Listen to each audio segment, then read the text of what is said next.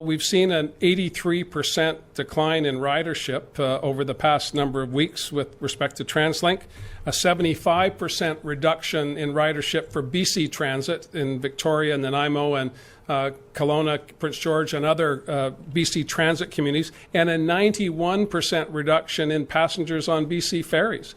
These very important transportation links within BC, public entities, all of them in one variation or another, are in crisis right now. And I raised last week with the Prime Minister and other premiers the need to make sure that when we're looking at wage subsidy programs for the private sector, as we've done with airlines, for example, private sector companies, we should also look at our public entities who depend on a fare box or a direct subsidy from taxpayers, either at the provincial order or the municipal order.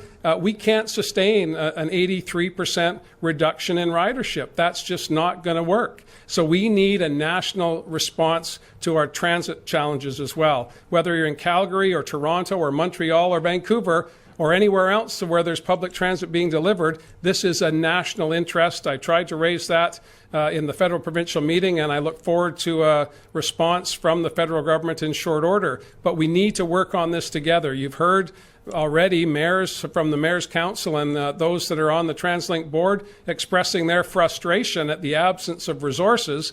But, there are absent resources in every sector of our budget, in every corner of British Columbia, and we need to be mindful of that as we collectively come out from underneath this. And that's where our federation, I believe, has an important role to play, and I've made that clear to the Prime Minister. What we've been doing from the beginning in our response to the COVID-19 pandemic and the crisis that's ensued is to work with the other order of government, the federal government, who have the greater access to resources that can be deployed across the country in an equitable way. We've tried to work with them to ensure that where there is a gap, we will step in. One area of that would be we're the only province that has a rental supplement. We saw that as an emerging challenge and one that we needed to fill immediately. When it comes to issues about maintaining services like BC Transit, TransLink, and BC Ferries, all, in my opinion, equally important to the well-being of British Columbians and to the BC economy. And when we come out from underneath the restrictions that are in place with respect to our economy, we're going to need those services to move people back and forth from their homes and to their workplaces. But they're going to want to be comfortable on those forms of public transportation. So we have a whole lot of work to do, which involves those employees that have been let go. And we need to make sure that they don't go far away from British Columbia and from their access or their direct connection to the services that they've been providing, whether it be on ferries, buses, or SkyTrain. So we have a package, as you know, of $5 billion so far that we're managing on behalf of all British Columbians to get through this crisis. But when it comes to TransLink, particularly where there is, as you know, a unique, one way to describe it, certainly an innovative partnership between various orders of government and the riding public, whether it be the fare box, whether it be taxation at the municipal level or direct contributions from the province, which has kept the system going, and it is quite a vibrant and dynamic system.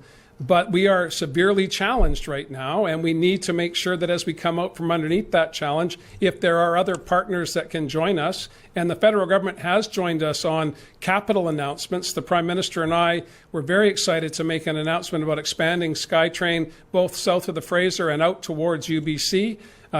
Seems like 1,000 years ago now, but it was less than 24 months ago that we made significant announcements. So if we can talk about capital together, I believe we should talk about operating costs together as well in these unique circumstances. And I believe that there is support across the country for that. I'm not diminishing the province's responsibility here. I'm just seeking to spread that responsibility to other partners so that we can maintain these services, keep people working as long as possible, and once we relieve the restrictions, get people back to work using public transportation, which is, of course, part and parcel of our climate action plans as well.